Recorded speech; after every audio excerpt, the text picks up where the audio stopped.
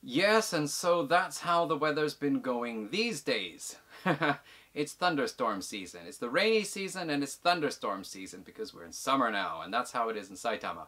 Today's episode was kind of made up a few weeks back and slotted in here at spot number 41.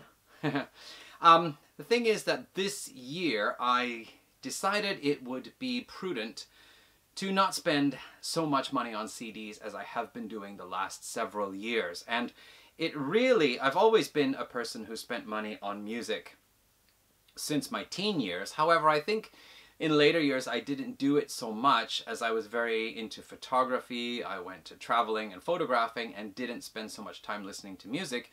However, since getting an iPhone, oh, I don't know when that was now, like 9, 10 years ago, whatever it was, the opportunity to listen to music more is increased basically because I went from listening to it at home occasionally, then after having kids not so much, to in the car for a while, but now commuting long distances to work, about 90 minutes or more every day, I have more opportunity to listen to music through the iPhone.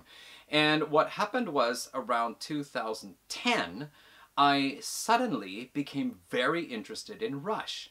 I already had a few Rush CDs. I'd always known about Rush. The very first cassette I ever got was a compilation called Rock 82 that had Tom Sawyer on it. The second cassette I ever got was Bob and Doug McKenzie, which had Geddy Lee as a guest on there, so I knew who Rush were. But it was 2010 I really got into Rush. And as I was reading about Rush and their influences, the term progressive rock came up plenty of times. Now the funny thing is that I've been into music since the early 80s, and I've been a big fan of rock, hard rock, heavy metal. And throughout all that time, all those years, I never heard the term progressive rock, except for once in an Austin Powers movie where Dr. Evil talks about his Alan Parsons Project laser beam thing, and Scott says that, "Dad, the Alan Parsons Project was a progressive rock band from the 80s. And that was the first time I heard the term, and at that time it struck me, oh, Alan Parsons Project were progressive rock, so that's what you call their style of music? Oh, okay. And I didn't give it much more thought about that. Now, progressive rock, just because I started really pursuing it after my interest in Rush, doesn't mean I actually didn't know or didn't have any exposure to it. Because very early on, I think the first band I really got into was AC/DC, but soon after that was Judas Priest, whose older stuff did have some progressive influences from their earlier stuff in the early 70s before they actually ever had any recordings. And then soon after that there was Iron Maiden and Black Sabbath, who do have progressive leanings. Of course, Iron Maiden being largely influenced by progressive rock, at least through Steve Harris, and Black Sabbath being on they emerged at the time that heavy rock and progressive rock were both coming out, and there was a lot of leaning over the fence to the other side of it. And so Black Sabbath do have some albums which are considered more to the progressive side. Volume 4 being the second Black Sabbath album I ever got. After that, throughout the 80s, of course, I was really into Queensryche for a while. I got into Voivod. I was really impressed with Metallica's Master of Puppets, especially for the longer compositions that changed and went in different directions and changed to mellow parts or came back to melodic parts and then heavy parts. I really liked those kinds of longer, stretched out songs that had more going on, because as a fan of heavy metal in the 1980s, I got a lot of flack from adults and fellow students who thought it was pretty uncool stuff. So I always felt that if a band could show their technical skill as well as their compositional skills, I felt that was kind of a thing to say that, hey, it's not all just meathead music like some people thought it was. Anyway, near the latter half of the 80s, of course, I got into Deep Purple fairly early on. In the mid-80s, actually just before the Mark II reunion, I got into Uriah Heep. And then by the latter half of the 80s, I was getting into things like Jefferson Airplane, Vanilla Fudge, Iron Butterfly, and then finally Pink Floyd, Alan Parsons Project, Moody Blues. So by the time I finished up high school, I actually had a fairly decent exposure to the bands that are considered progressive rock without being the classic progressive rock bands. No, check that. Pink Floyd, of course, and I also had Jethro Tull album. And yeah, Booty Blues, Alan Parsons Project. Anyway, so that's the setup, right? And I got into Rush in 2010 to 2011, and then I really started to pursue Rush's influences, which took me into Yes for several months, at least 3 or 4 months anyway. I was totally into Yes. And I'd say around the end of 2011 and beginning of 2012, I really thought, okay, let's find out what this progressive rock thing is. Let's find out about the history. Let's find out who the classic bands are, who are the modern bands, what happened all in between. So that is the setup, all right? That's the long-winded setup. So here we go. What I'm going to do now is I'm going to talk about several albums that I picked up around the 2012, 13, 14 years. My initial toe dipping, or actually getting both feet wet, it was more than toe dipping. And I'm just going to tell you about some of the albums that made an impression on me, and particularly, in particular, a song off each album that impressed me. So, without further ado, let's get into these albums. Now, I'm going to call this a baker's dozen, which should be 13. I wanted to do 7 albums from the classics and 7 albums from the more modern ones, but I just kind of ended up going with 13. So, the first album I'm going to talk about is this one here. This is Camel's 4th album, Moon Madness. This followed the music inspired by the Snow Goose album, which is sometimes considered their real standout album, but for me is not as easy to get into as, say, this one. And honestly, the other album of theirs that I have, Mirage, is my favorite, because I feel the music is just more active and has more energy. It's got more jazz rock fusion style. It gets darker in some places. It's faster and so on. It's really exciting.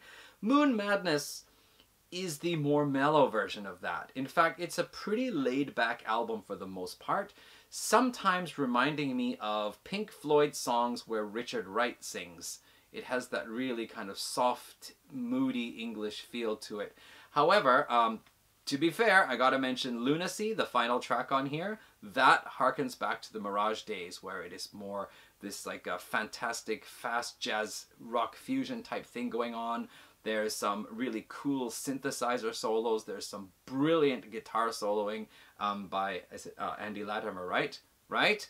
I was going to check that before I did this, and then I didn't check it. But the song that really got me, that I originally just bought as a download from iTunes before deciding to go out and get the whole album, is Another Night. And I really like that one because it sounds like either it's double-tracked vocals or dual vocals. So it has this, again, this kind of Pink Floyd, Richard Wright effect, but in dual vocals it just kind of gives it, I don't know, there's a little bit more of a, not exactly force, but a little more push behind it, I find. The song is maybe more like a rock song in a way, because it does have this distorted guitar riff. It's not really heavy, but compared to other tracks on this album, it does have a little bit more kick to it. And then it goes into some different parts. There's this almost like a funky bass part and these like guitar solo effects. There's keyboard solos. And then at the end, there's a really kick-ass guitar solo, which I thought, did they get Ritchie Blackmore to guest on here? Because some of the picking techniques or the way the notes are played sounds like what Ritchie Blackmore would do. But I couldn't see that he's a guest on here, so I'm going to go with that he isn't.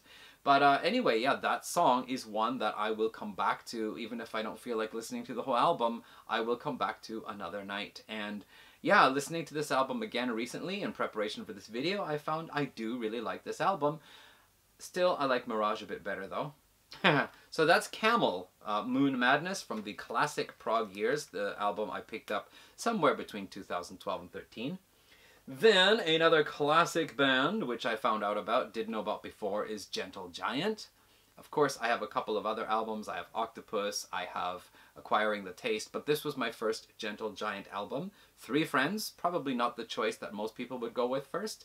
It is a rough concept album about 3 school friends who go off in different directions in life. One, I think, becomes a lawyer, one is a construction worker, and one is a painter.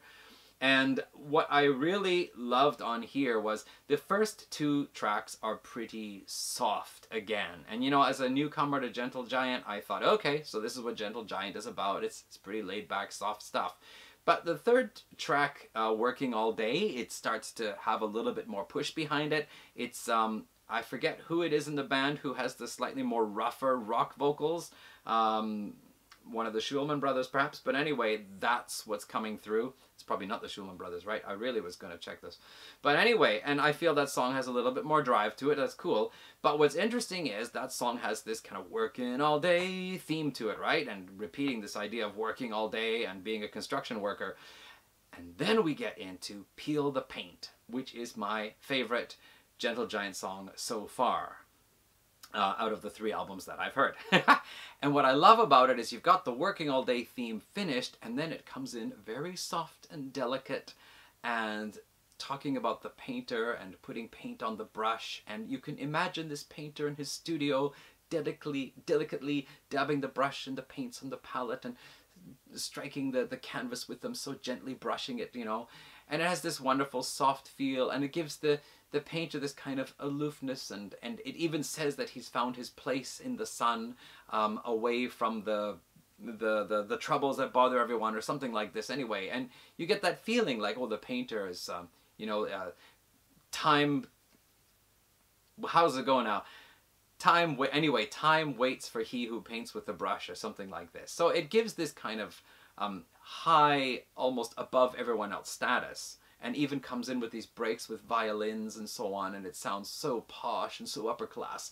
But then it gets into this heavier section and this more aggressive section, and we feel we are not looking at the painter in his studio creating his art. Instead, what we are seeing is the painter inside himself and struggling with whatever emotions he's struggling with. And I think there's an allusion to having a drinking problem and whatever. I mean, he is the emotion-filled artist who is putting his emotions into his works, kind of thing.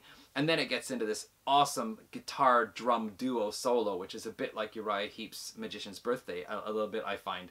And then gets into some guitar effects, and then it comes back in and finally comes into the heavier, kind of rugged, gruff part again. So I love that. And I can tell you, when I first started getting into this album, this is probably back in 2013, I was off on a trip somewhere, and I had just spent 2 days going across the mountains, and the next morning I was free, and I thought about going out on the town, but I decided just to lie in my hotel bed and just relax for a bit.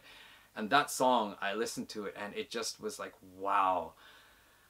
Just being exhausted and just lying in the bed, kind of, you know, listening to that, it just felt really fantastic. So Peel the Paint from Gentle Giant's third album, Three Friends.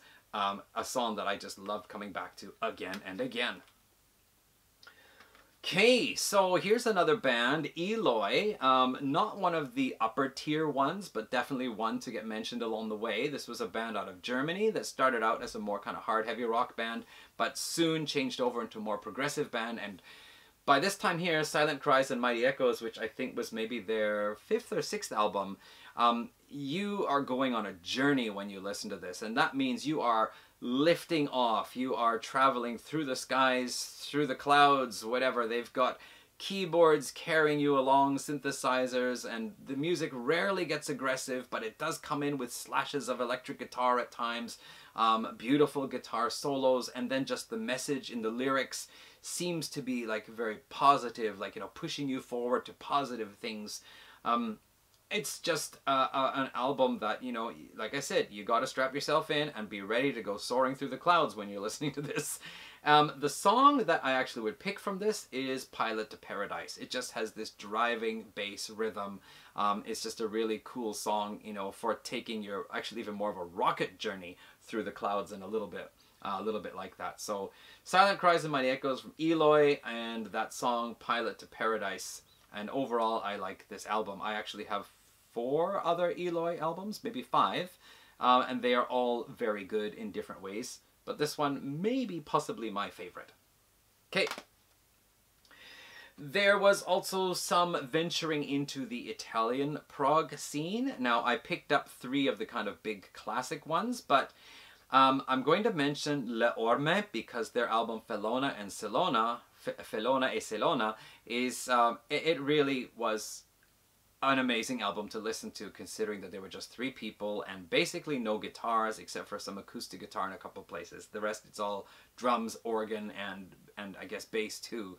And for an album that didn't seem to have lots of overdubs, it just really was quite impressive and a good album. However, it is this here from Premiata Forneria Marconi, if I said that right, PFM for short. This album, Per un Amico, I guess it means for a friend.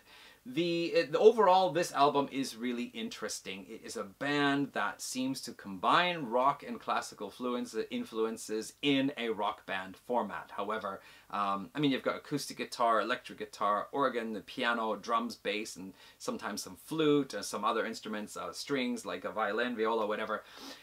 It is a really interesting album. There is just one part of one track where they get really weird and spacey and all these like weird like early 70s synthesizer effects that sound like some kind of, I don't know, like a made-for-TV space movie type thing of the day. However, what track is it now? I think it is the title track. Gosh, they don't have the songs listed here, and I didn't look it up. Here we go. It is Per un Amico, the title track, which is my favorite. And like many of the tracks on the album, it just goes through a lot of different movements. There's the piano parts and upbeat parts and some cool guitar solo part. And then a kind of, I don't know if it's guitar or mandolin, but that kind of fast strumming style that you might play a mandolin with that comes in there. And I just find this song to be the highlight of the album for me. So from Premiata Forneria Marconi, maybe? Yeah, the title track, Per un Amico. Okay. Oh yeah, well these guys just had to show up, didn't they? Graaf Generator. I mean, this was a band, the first couple of times I listened to their music, it was like, maybe not for me. But I ended up hearing that God Bluff should be the album to get, their highest rated album in some websites, so I just went out and bought it. And the, oh, boobies. Sorry, can I show this on a family channel? Well, this video is not made for children, so there you go. Okay, just a moment, cat wants in. So, Graaf Generator, God Bluff, this was the album they made after regrouping again. They had split up after Pawn Hearts and gone their separate ways for a bit, but they got back together again, made this one. The opening track, The Undercover Man, it's like, yeah, oh, okay, I see. So this is what Graaf Generator are about. Okay, well, you know, maybe I can get into it. But after that, Scorched Earth, that one was like, hey, this has got some edge to it. It's got some rough edge to it. I like it. And then we went on with Arrow, and I thought, hey, this is another track that's got some rough edge to it and some, you know, more acerbic and coarse vocals. I like it. But track 4, The Sleepwalkers, that one just, that's the winner. That's my pick. I really loved it. The lyrics are kind of dark and fantastical, especially in the first part. And then it does this interesting twist in the music where suddenly it's organ and saxophone, and it's just has this image for me of early 1970s grandmas and grandpas dancing together in the living room during the winter holidays or something. It just has this da da da da da da da da da da da, and even finishes with a da-da-dum, bum bum. It just reminds me of that for some reason, like I might have heard this as a kid back in the early 70s. So that, and then later on it gets this kind of like spacey part where the keyboards are, you know, and giving this spacey thing, and then you just get into this kind of like really good driving heavy groove that just rolls along, and then these saxophone solos come in, and it's like, wow, that's awesome. And then it just gets like really Peter Hamill's vocals are like, like really coarse and shouted and so on. I love it. So I was just listening to that song again yesterday because I thought it was so great. I had to listen to it again. So that is The Sleepwalkers from God Bluff, Graaf Generator. I have 3 Graaf Generator albums. This one I can solidly say I like. The other ones, I gotta listen to them a little bit more, I guess. Okay, one more album from the classic years. I'm not going to talk about Yes or Genesis because for me, they were bands I already knew about. I already knew about Yes because of Owner of a Lonely Heart, and later on I actually had the Yes album on cassette. And Genesis I knew for their 80s output. So for me to find out about Yes and Genesis more, it was very interesting and exciting and some great songs, and I almost picked Nursery Crime for this video. But I think they kind of felt more familiar. These other bands here I didn't really know about or had never heard about even. So here we go, King Crimson. I was familiar with King Crimson only because of the album cover of In the Court of the Crimson King. I remember seeing it on the wall in this one record store that sold used records and cassettes back in my hometown in Surrey, British Columbia, back in the 1980s. So I always kind of got King Crimson confused with the Sunny King Aid for some reason. I thought it was some, like, you know, African reggae band or something. But here we go, Red, King Crimson Red. Probably, along with their In the Court of the Crimson King, their two highest rated albums. I bought this one here because of Bill Bruford. I really enjoyed Bill Bruford's drumming with Yes, and I heard he went on to King Crimson, so I thought, let's check it out. So I got this one, and Lark's Tongues with Aspic. And the song that really got me on here is One More Red Nightmare, and I just love how they use Bill's drumming in that. You know, they've got that riff, the dun dun dun dun dun dun dun dun dun dun, and then Bill comes in and does some stuff with the sticks, and it's really cool because some of it is like really fast, and then something goes subtle, and then there's could maybe just be a break that comes in when you expect something to happen, and then into the riff with the cymbal crash. But he's given opportunity like several times to show what he can do, and it's not, it doesn't sound really technical, it's not like wow super amazing, but he seems to have this skill, and he knows like how to like tease, like rolling on the tom-toms and getting softer and softer and softer. Down, down, down. I just really love it, and that is the highlight for me listening to that song, is listening to his drumming. As for the rest of the album, Red is cool, and I actually like the Providence one. It's a bit weird, but I love how John Wetton's bass starts getting kind of growly, and then finally it just really has some feel to it for me that I love. But from this album, I'm going to say One More Red Nightmare is my pick, and the track that I have listened to the most times off of here. Probably the King Crimson track I have listened to the most times. Okay, that concludes the first 6 of the Baker's Dozen, this coming from the classic 70s years of progressive rock. And I'm going to have to take a break and come back and do the rest of this video tomorrow night. Don't worry about it when you actually watch it. You won't have to come back tomorrow night. It's going to be all together one video. But I'm going to then talk about 7 albums from maybe the last 10 or 20 years that I picked up of bands that were new and exciting to me, and tell you what song I liked best off those albums. So, hold on, coming right back. And we're back. Told you it would be painless for you. For me it was 24 hours. Even changed the camera angle a little bit. Changed my shirt. Hey, look at that. Does that kind of look familiar? I'm going to explain about that by the end of this video. But for now, let's get on with it. We have 7 prog albums of the more modern times, since the prog revival anyway of the 90s. So let's just jump into it here. Okay, first up, one of the bands that I checked out was Galahad. Now Galahad were of course part of the neo-prog movement of the 80s, along with bands like Marillion, IQ, Palace, Pendragon, and several others, well, a few others anyway. And Galahad, this was their, oh, was it their 2012 release, possibly around that time, Beyond the Realms of Euphoria, and I didn't know really anything about Galahad. I just heard about them, and this album was available. I picked it up, and I found this was really something special because I did not really have much like this in my collection. Going back to the movie Snatch, the soundtrack to the movie Snatch, there was some interesting contemporary British, I don't know, rock or anyway, music in that had some curious synthesizer or electronic sounds that I was not really familiar with. And I kind of like them. I wouldn't want a whole album of them, but I liked how they were used in some of the songs off the soundtrack to the movie Snatch. And I'm hearing these kind of sounds on this album. Now what's interesting is, I think the previous album, Empires Never Last, was less keyboard oriented, or certainly less electronically oriented. But this album here, the first track, Salvation 1 Overture, it is really basically all this kind of mix of synthesizer and electronic music stuff, and sounds pretty cool to me actually. The album itself, like the songs, my impression when I was listening to this the other day was that if you saw a fruit bowl with several fruit in it, and somebody said, so what did you see? And you said, well, I saw this fruit bowl still life painting of a fruit bowl. And well, what was in it? Oh, well, I remember there was an apple, and there were some grapes, there was a banana, there was a pear, there was an orange. It was a really beautiful fruit bowl painting. This album here, I feel it's more like, so what did you see? Well, I remember seeing there was this apple, and there was also a banana, and an orange, and I think, yeah, there were grapes too. And there was a pear. Wow, and what were all these fruit, like, what were they doing? Well, they were in a fruit bowl.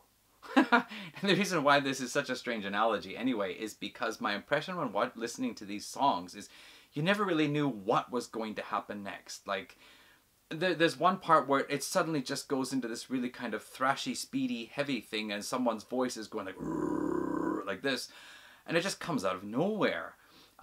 You do get these kind of more ethereal parts, atmospheric parts with keyboards. You get these electronic parts with these interesting, more kind of modern British, I don't know, electronic sounds, I guess. And you also get the more kind of typical neo-prog sounds, a little bit heavier at times. But it's just, you never know when something is coming up. And there are also like classical piano bits that suddenly pop in here. So it was a very interesting impression for me to go back and revisit this album just the other week here. Now, it is actually still an album I found very interesting and very enjoyable, and out of the 3 Galahad albums I have, this is my favorite still. But the song that I keep coming back to when I feel like listening to something from this album is the final track, which is actually on here as a bonus track, Richelieu's Prayer 2012. Now, they actually had a song called Richelieu's Prayer way back in around like 1991 or something like that, and they've, I guess, redone it for this album here, and it is really brilliant. I think like it has all the elements that you might find in some classic 70s rock or prog.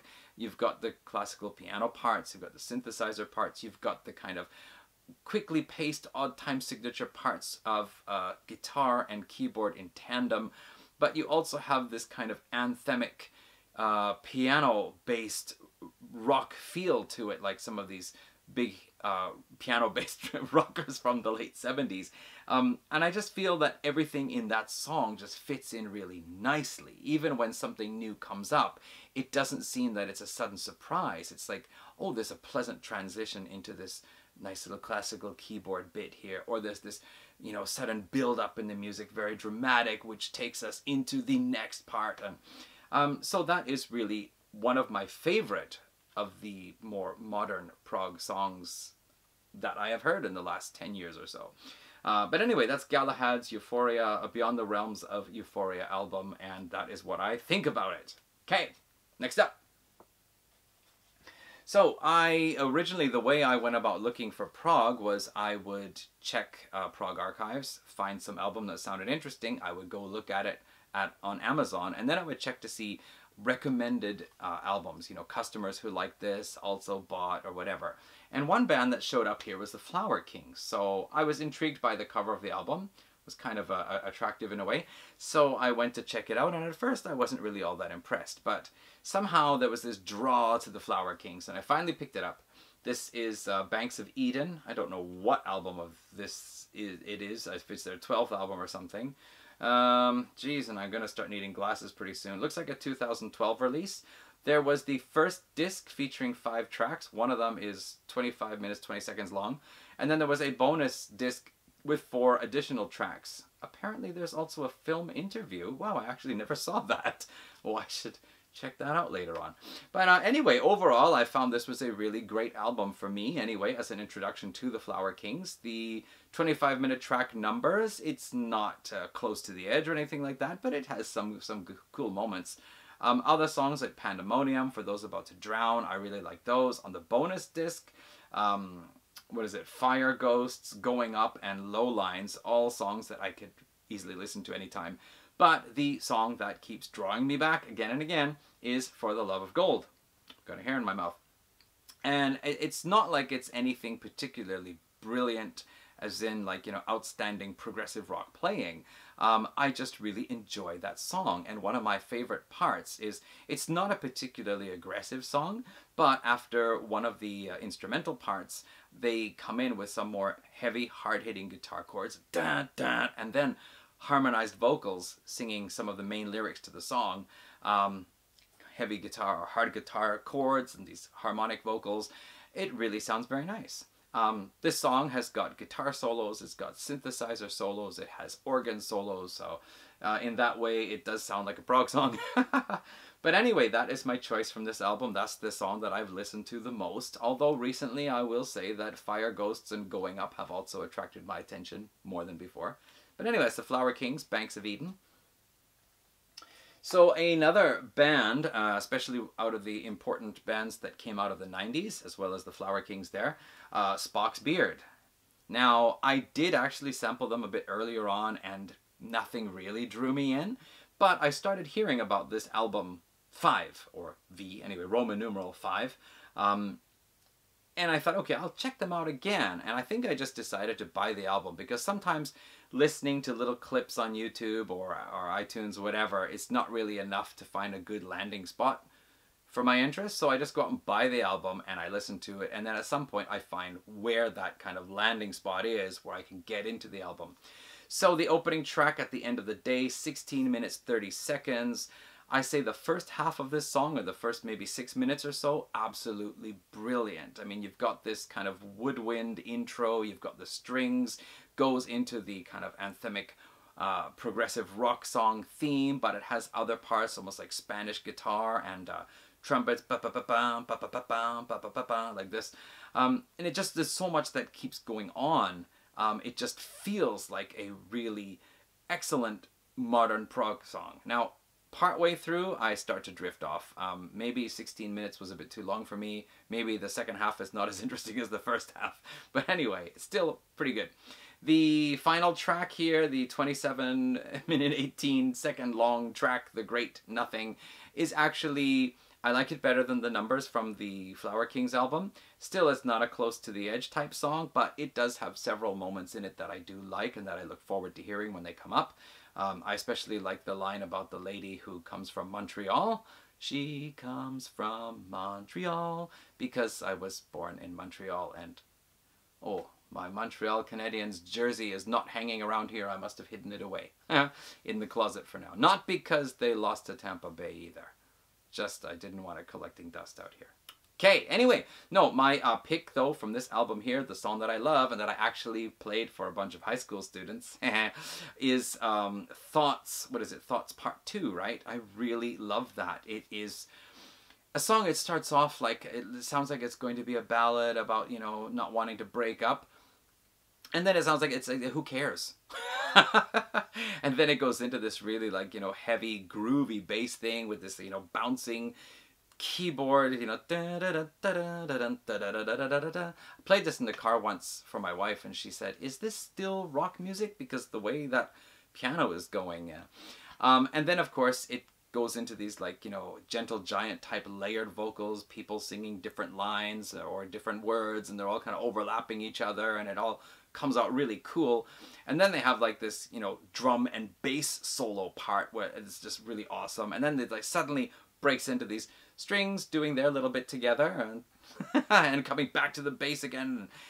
I just love that song. So this is again one of those songs that I would pick out as some of my top favorite more modern day prog songs, even though this album does actually go back to the year 2000. But anyway, yeah, and that was my introduction to Spocks Beard, and since then I have bought 3 more albums, maybe still have another 1 or 2 I might want to check out later on, but yeah, very cool. Okay, then, now this album really impressed me. This is Haken The Mountain, their 3rd album. What can I say? This is a progressive metal album that covers more aggressive metal. It covers gent. It covers djent, gent, whatever. But it also has more kind of more classic prog type movements in it. It has these beautiful piano bits coming in, contrasting with some of the heavier parts later. It has this kind of more like metal King Crimson metal, Gentle Giant type style where it's a little bit awkward and feels a bit weird, like the music is a little bit strange, especially like the Cockroach King, but it's done with metal guitars rather than, say, like acoustic guitars or clean electric, whatever, or saxophone. And then there's this one track where it starts like just a single vocal, like in a kind of empty room with a bit of an echo to it and the rain is falling. And then multiple vocals come in and sing, sounds like a kind of almost modern day Gregorian chant. And then it switches over to sound more like a somber barbershop quartet. And then comes in with some pretty piano and this kind of, you know, like almost like a pop rhythm. I just find like the way that whole song unravels and all the different parts to it is just really, really cool. And the layered vocals coming in, the harmonies at the end. That might be my pick, but I think actually the Atlas Stone, I think that's the second song, or how you call it, Pareidolia. Actually, I never know how to pronounce that word because I only ever see it in print. But yeah, I don't know, it's hard to pick out a favorite, but those would be among my favorites. Because it's there, that's the track that has that, you know, the kind of Gregorian chant type thing and falling back to earth. Basically, I love this album. I just thought track after track, I was impressed. I was never let down. Other Haken albums, I have a couple more. What was it? The Affinity one, I actually really liked a couple of tracks off of that. And one of the earlier ones, I heard how great it was. But it just sounded like this album without those extra parts that really drew me into this one. So, might need to listen to it more. But anyway, Haken The Mountain, this album will remain as a favorite of mine. Okay, so we talked about Spocks Beard, and this is really one of the things that was interesting. I think both these, Spocks Beard 5 and Symphony X 5, the new Mythology Suite, were released on Inside Out Records in 2000, I think both in the summer. 5 and 5, the new Mythology Suite with the Roman numeral 5, figure crossing a yellow desert with a red sky, a figure looking at a figure in a mirror on a yellow desert with a red sky, a lot of coincidences, and that just made me think, okay, so let's hear this kind of sister album or evil twin album or whatever it is. And this was my introduction to Symphony X. Wow, what an amazing album, I thought. I mean, this was what I might imagine a progressive metal band would do if they really went all out. And it's like progressive metal, it is symphonic metal, it is power metal, depending on what part of the song you're in or what track you're on. I listened to it again recently and reminded myself why I thought this was so cool. I have a couple of other Symphony X albums. I like them both. I like songs on both, but for me, this whole album is really intriguing. However, the song that probably gets my attention most is Communion and the Oracle, with Egypt being a close follow-up behind. I just love the way those songs come together. Egypt being a little bit more heavier, moody one, whereas Communion and the Oracle being the more powerful, symphonic one. Both brilliant songs though, and yeah, a good step into Symphony X for me. 2 more to go. Hope you're still hanging in there. So here's one that is really a polarizer. If you check on lists of Opeth albums ranked, you will find that the people who put Opeth's heavier stuff, like Blackwater Park or Watershed or Ghost Reveries at the top of the list, will put this one down near the bottom. However, a lot of people, if you go to like the Prog sites, you will find a lot of people choosing this one to go on the top.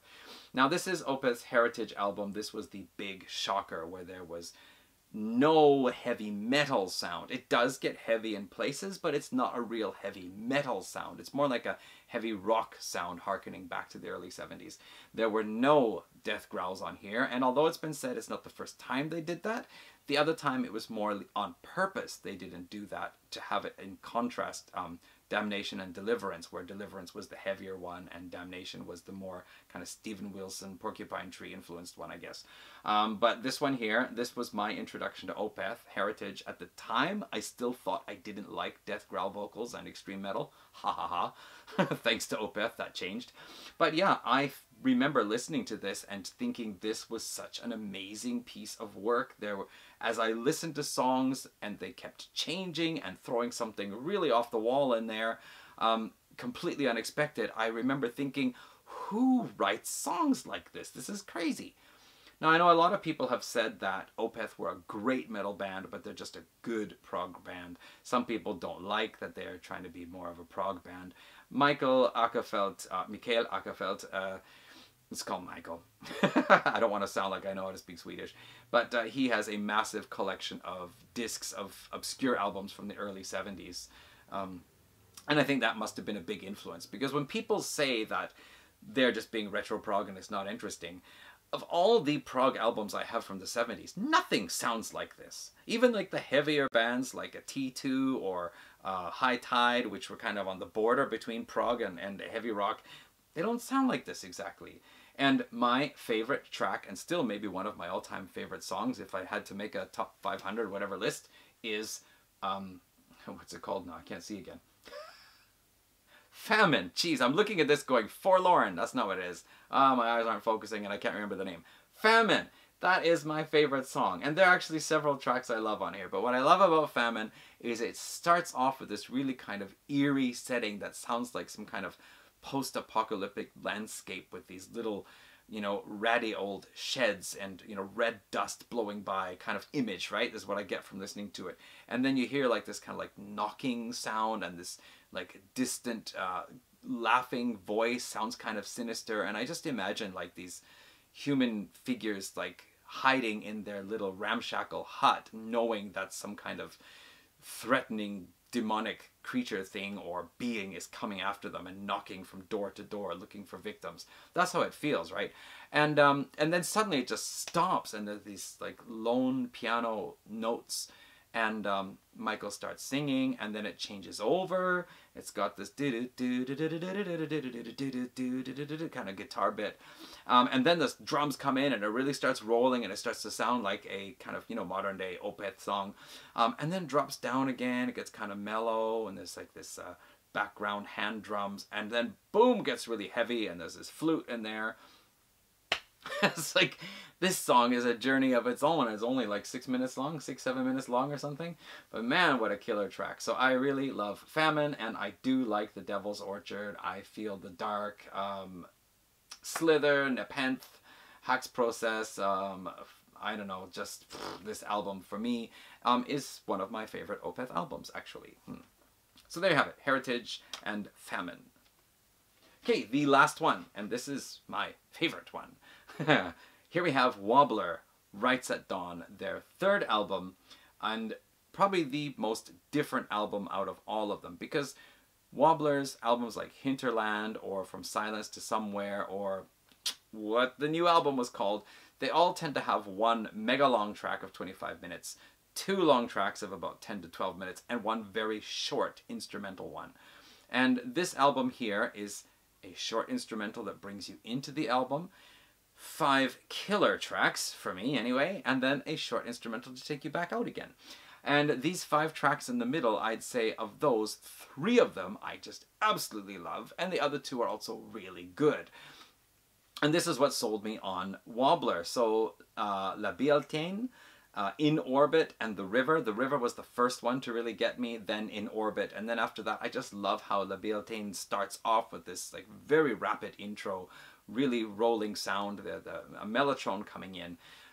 This is an album a lot of people said they didn't like so much because it sounded too much like Yes, but Yes didn't feature strings, or except for those albums where they actually had an orchestra, but they didn't feature like strings or flute or other woodwinds. I'm sure there's a bassoon on here, a cello and other things. I mean, this is just saxophones.